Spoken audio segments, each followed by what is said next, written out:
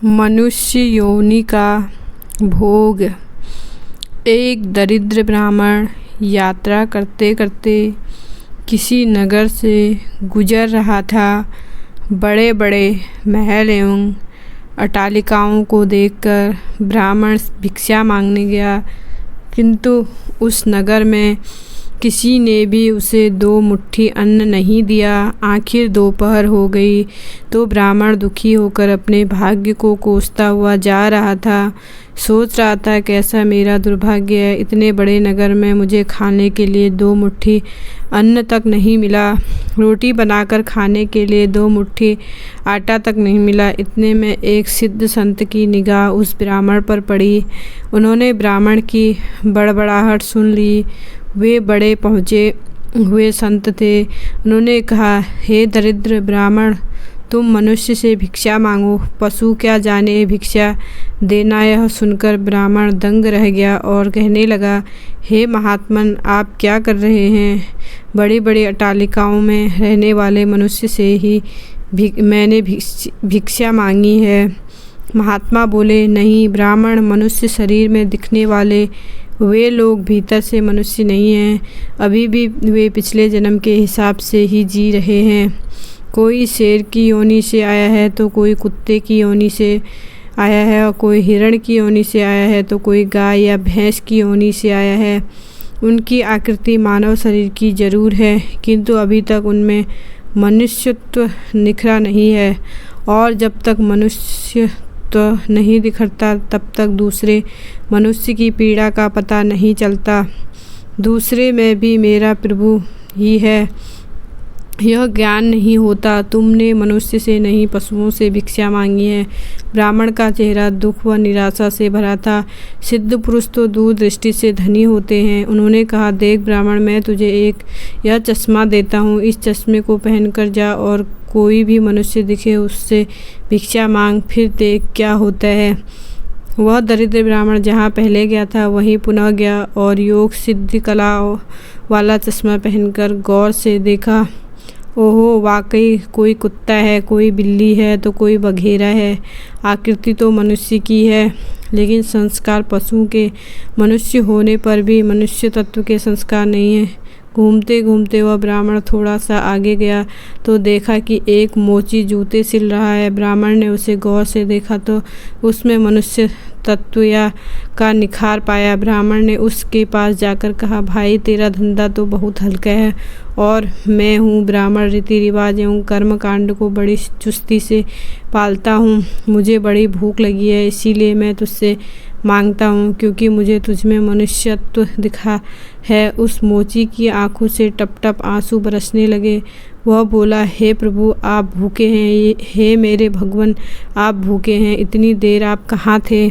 यह कहकर मोची उठा एवं जूते सिलकर टका आना, 2 आना वगैरह जो इकट्ठे किए थे उस चिल्लर रेज गाड़ी को लेकर हलवाई की दुकान पर पहुंचा और बोला, हलवाई भाई, मेरे इन भूखे भगवान की सेवा कर लो। ये चिल्लर यहाँ रखता हूँ, जो कुछ भी सब्जी, पराठे, पूरी आदि दे सकते हो वह इन्हें दे दो, मैं अभी जाता हूँ।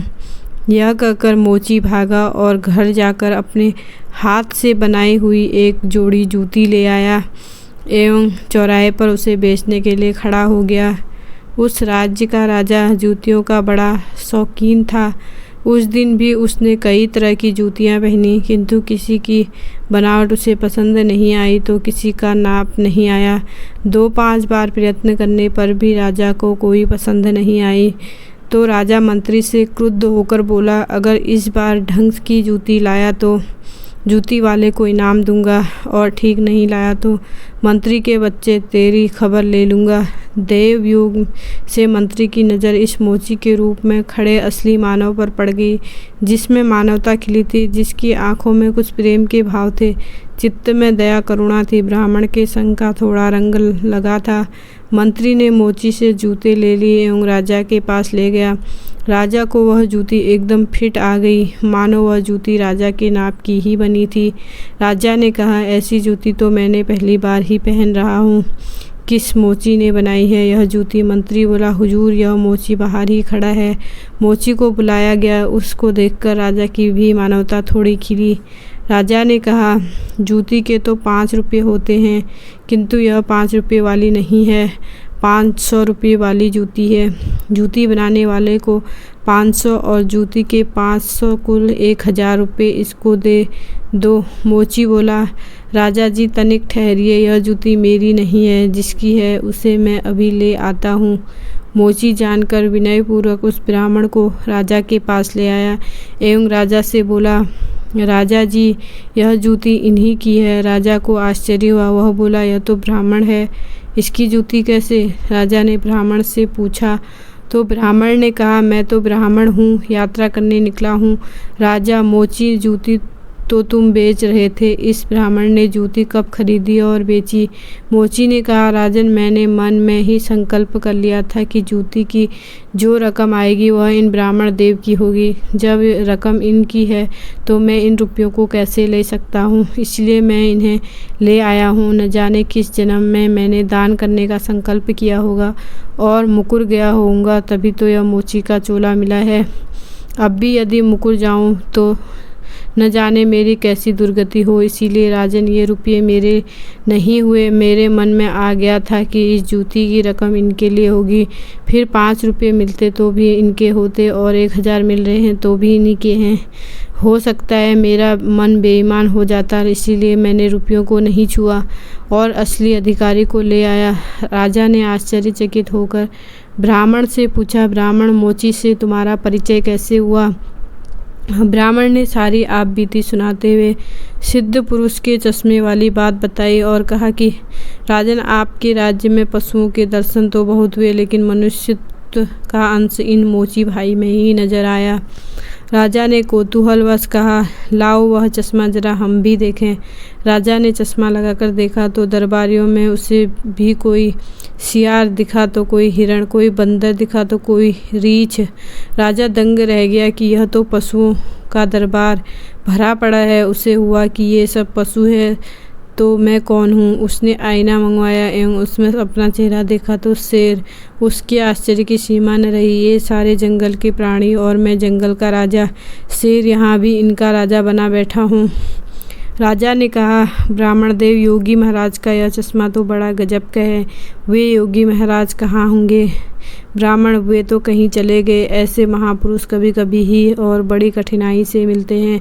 श्रद्धावान ही ऐसे महापुरुषों से लाभ उठा पाते हैं। बाकी जो मनुष्य के चोले में पशु के समान है, वे महापुरुष के निकट रहकर भी अपनी पशुता नहीं छोड़ पाते।